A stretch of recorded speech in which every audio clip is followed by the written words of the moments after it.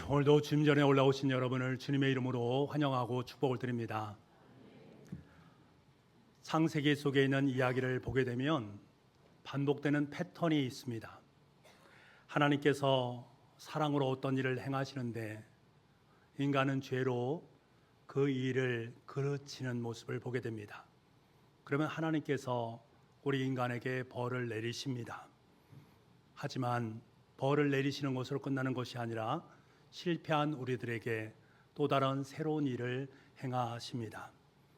아담과 하와는 선악과를 따먹는 까닭에 에덴에서 쫓겨났습니다만 하나님께서는 또 다른 일, 그들에게 가죽옷을 입혀주면서 구원의 역사를 써내려가십니다.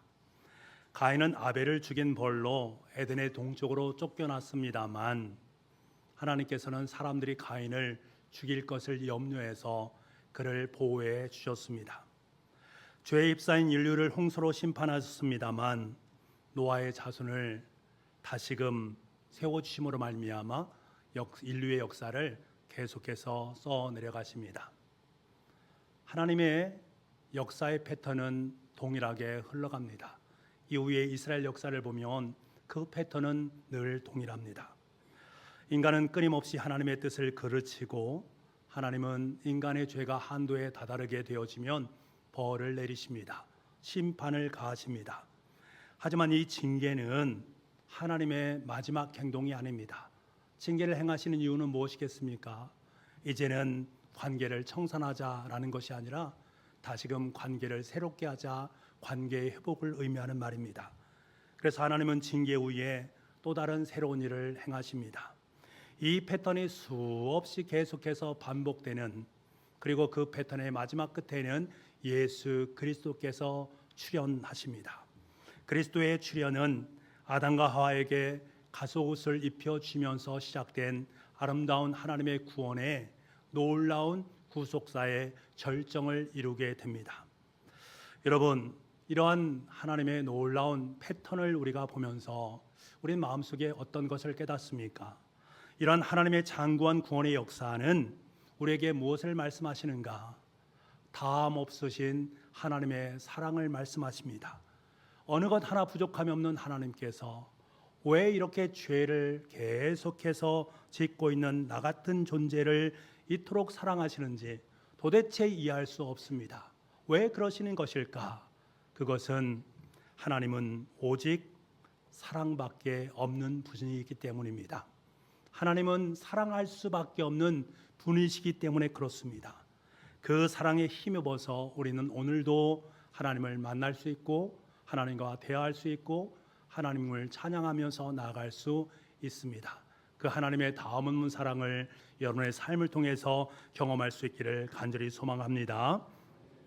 오늘 본문의 말씀은 하나님께서 왜 우리를 사랑하실 수밖에 없었는지 하는 부분에 대한 것을 우리에게 잘 말해주고 있습니다. 그래서 중요한 것들이 있는데, 하나님께서 하나님의 형상으로 우리를 지으셨다. 하나님의 형상을 따라서 우리를 만드셨다.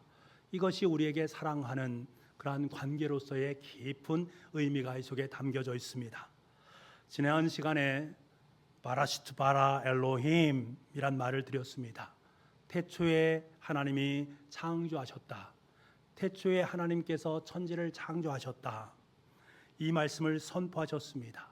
온 우주를 만드시면서 무에서 창조하셨고 말씀으로 질서와 조화를 따라서 창조를 하셨습니다. 그렇게 이 세상을 창조하시는 그 창조는 우연의 산물이 아니라는 것입니다. 하나님의 정성 어린 창조물, 피조색이라는 것입니다. 그리고 마침내 우리 인간을 만들어서 하나님의 특별한 존재로 세워주셨습니다. 여러분, 사람은 자신을 잘 알아야 아름다운 삶을 살 수가 있습니다.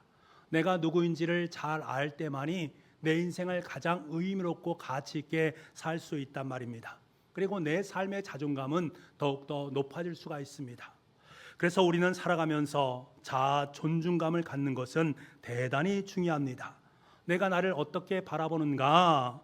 내가 나를 별 볼 일 없는 존재로 바라보게 되면 내 인생은 별 볼 일 없는 인생이 되어지는 것이고, 내가 내 인생을 정말로 하나님께서 만들어주신 가치 있는 존재라고 여기면 내 삶의 자리 속에서 그 가치값을 하게 되어 있습니다.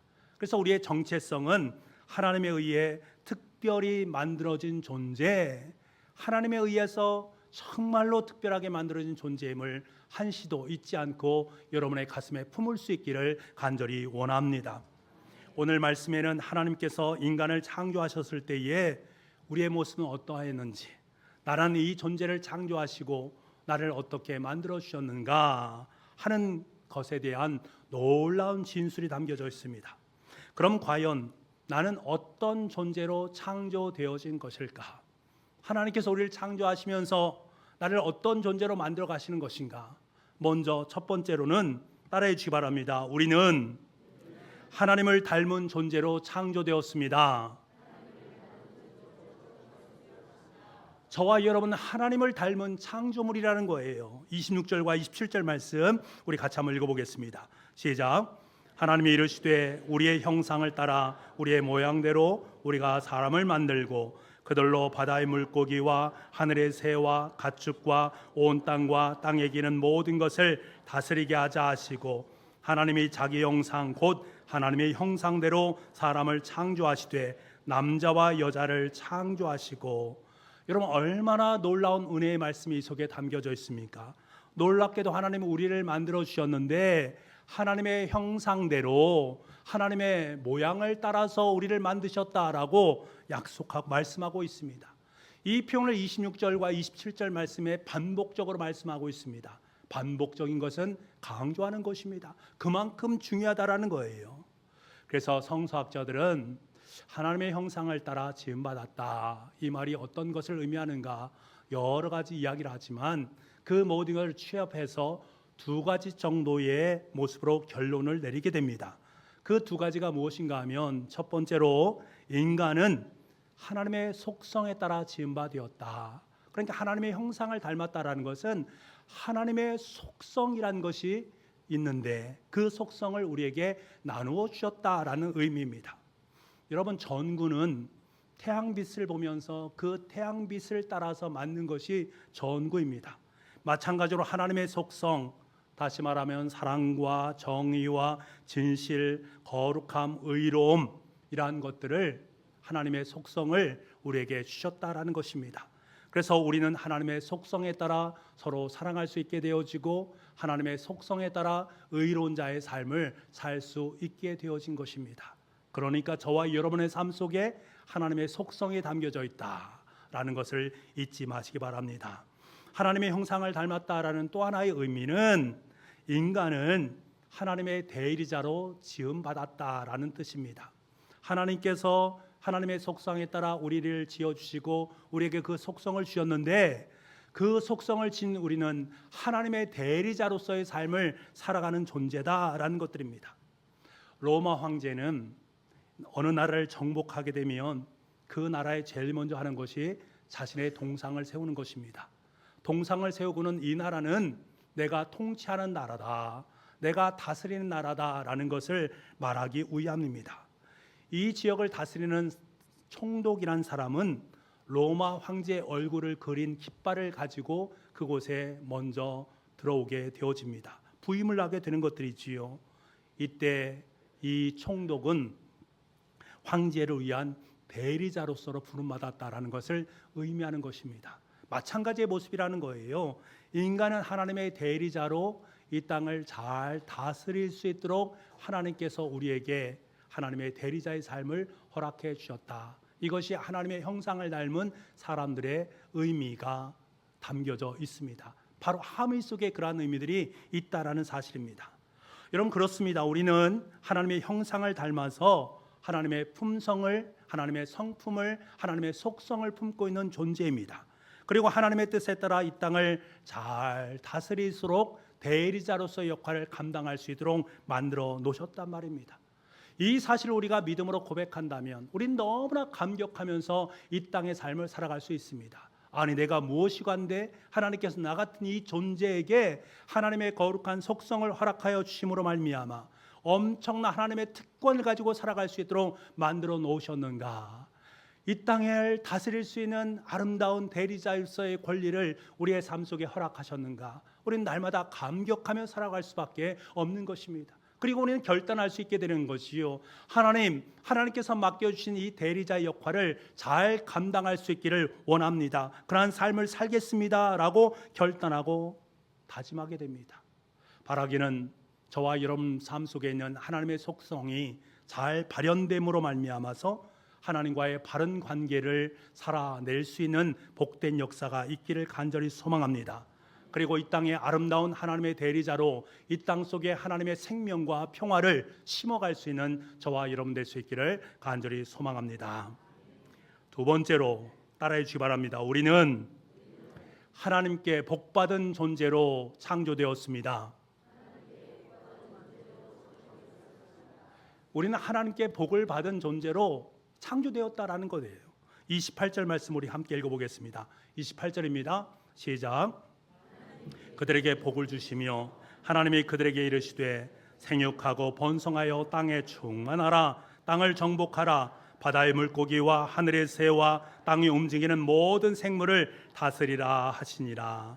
하나님이 그들에게 복을 주시며, 하나님께서 우리 사람들에게 복을 주시며 라고 말씀하십니다. 애초에 하나님은 우리에게 복을 주시기 위해서 창조하셨습니다. 우리 기독교는 복을 말하지 않고는 논할 수 없는 것입니다. 그래서 복에 대한 이야기가 굉장히 중요합니다. 그런데 문제는 이 복의 개념 자체가 왜곡되어진 데에 문제가 있습니다. 우리는 살면서 기독교가 기복 종교가 되었다라는 이야기를 많이 듣습니다. 기복 종교가 되는 것을 우리는 염려해야 되고 그러한 삶을 살아서는 안 된다라는 말을 많이 들었을 것입니다. 여러분, 기복이란 말이 무엇입니까? 기복이란 것은 원래 하나님께서 우리를 만드실 때에 하나님과의 바른 관계를 맺기를 원하시는데 그 바른 관계를 맺지 않으면서 하나님께 주시는 복만을 생각하는 사람을 의미하는 것입니다. 그러니까 하나님과의 바른 관계보다는 하나님께서 우리의 삶 속에 부산물로 허락된 그것을 더 좋아하고 그것을 더 사랑하는 것을 기복이라고 말을 하고 있습니다. 그러한 삶을 살지 말고 그것은 진정한 복이 될 수 없다라고 성경은 말씀합니다. 그렇다면 진정한 복은 무엇인가? 28절 말씀에 보면 생육하고 번성하여 땅에 충만하고 땅을 정복하고 모든 것을 다스리라, 이것이 복이다라고 말씀을 하고 있습니다. 여기는 5가지 복을 나오지요. 그 5가지의 복을 함께 요약하면 2가지 복으로 말을 할 수 있습니다. 하나는 번성의 복, 또 하나는 사명의 복을 의미합니다.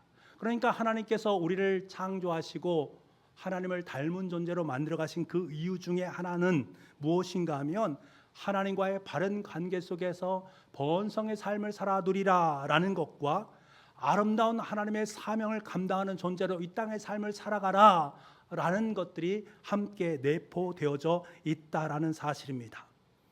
여러분, 저와 여러분은 처음부터 하나님의 복의 사람으로 만들어진 줄 믿습니다.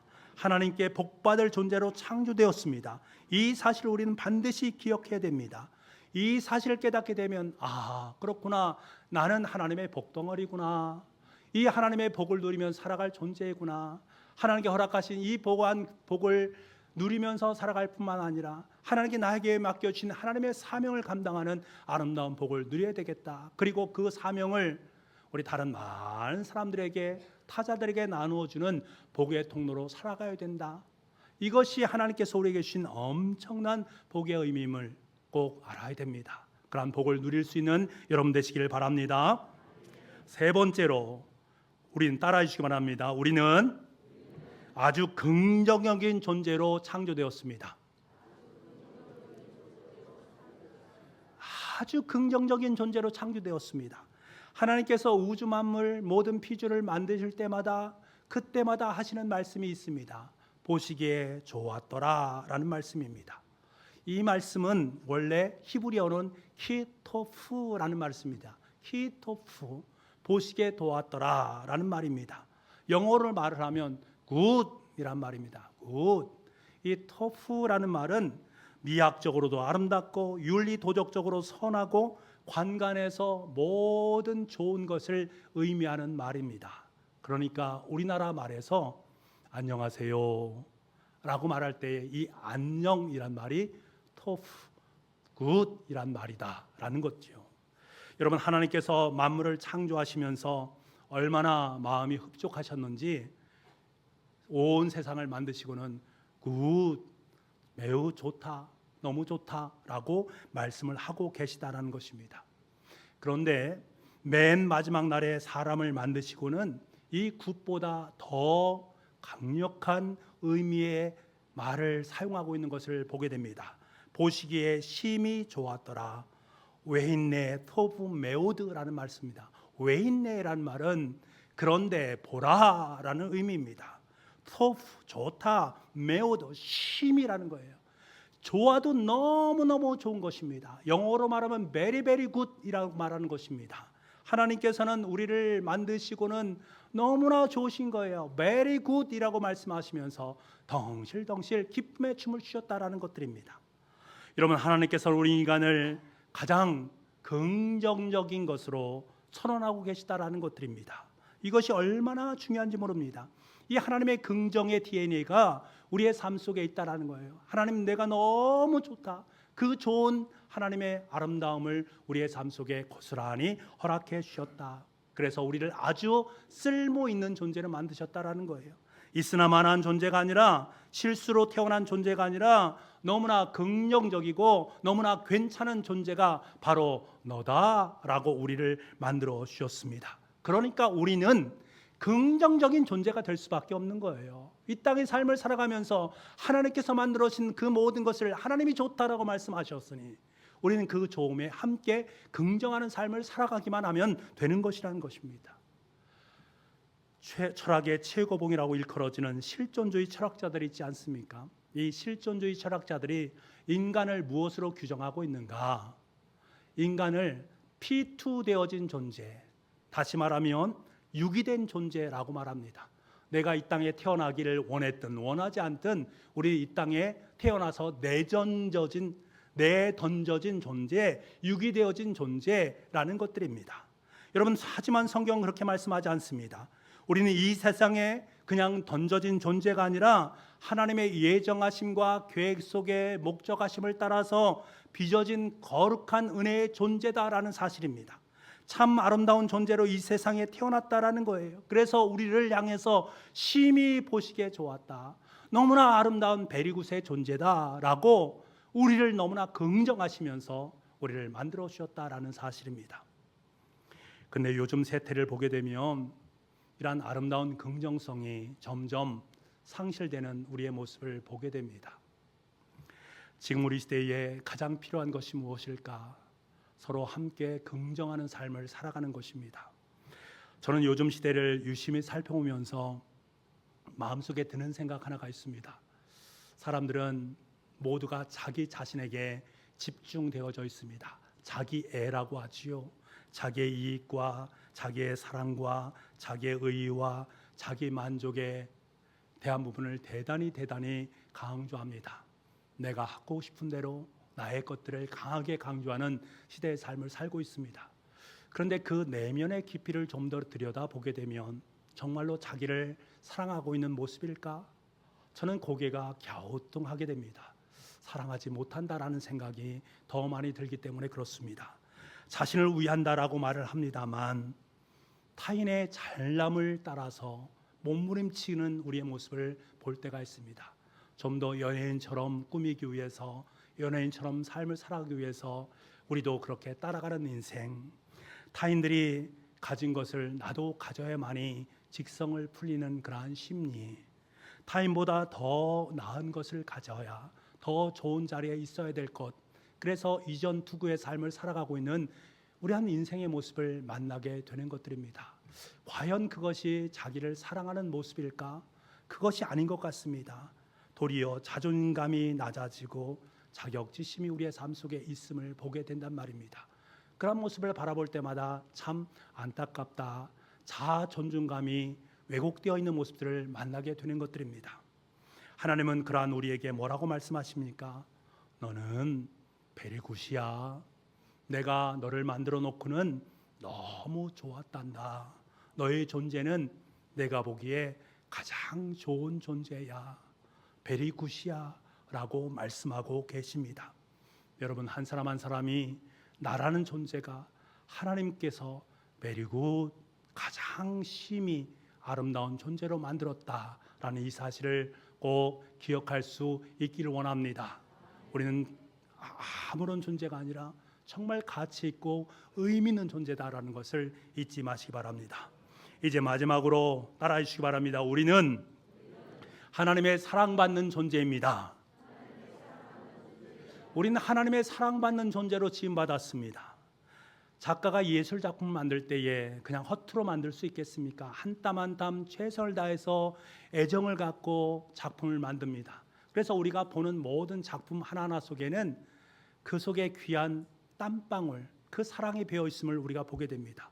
앞에 있는 이 꽃도 마찬가지입니다. 그냥 이곳에 꽂아진 것이 아니라 정성 어린 권사님의 애씀과 수고, 땀방울의 결과가 한 작품으로 만들어진 것입니다. 이 작품을 바라보면서 우리는 와, 예쁘다, 참 귀하다라고 말을 하는 것 아니겠습니까? 이것을 만들어 놓고는 에이, 별것 아니네, 저 모습 별거 아니야, 이렇게 말할 사람 누가 있겠습니까? 여러분, 인간의 한 작품도 그러한데 하물며 우주 만물을 창조하신 그 창조물이 그 속에 하나님의 그 사랑의 땀방울이라는 것은 우리가 상상 이상이라는 거예요. 계획하시고 섭리하시고 예정하셔서 이 아름다운 세상을 이와 같이 만들어 놓으셨다라는 사실을 우리는 알아야 됩니다.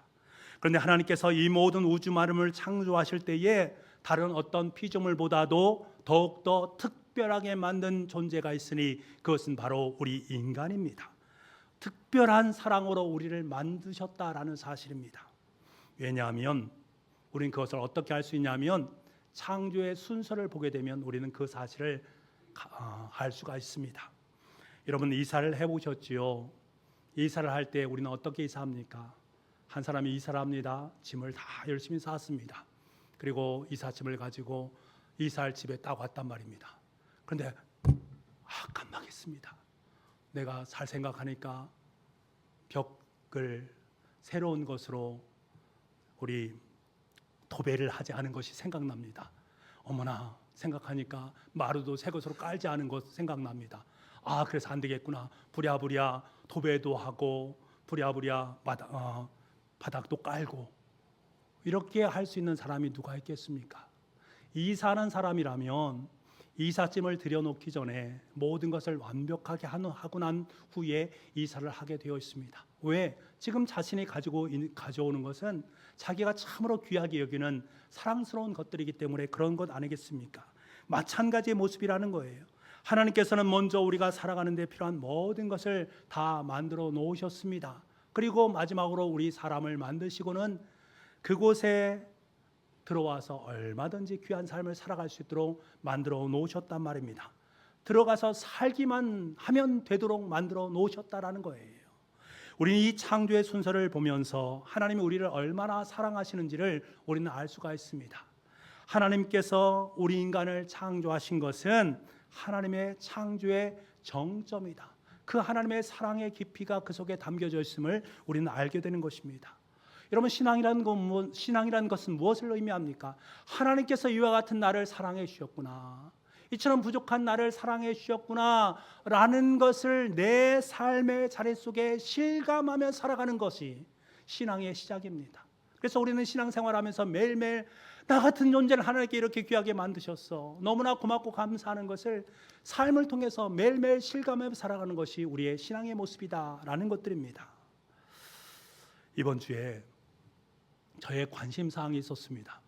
이제 올라미로3 저희들이 시작을 하는데 가정예배를 우리 교우들이 잘 드릴까 하는 그런 마음이었습니다.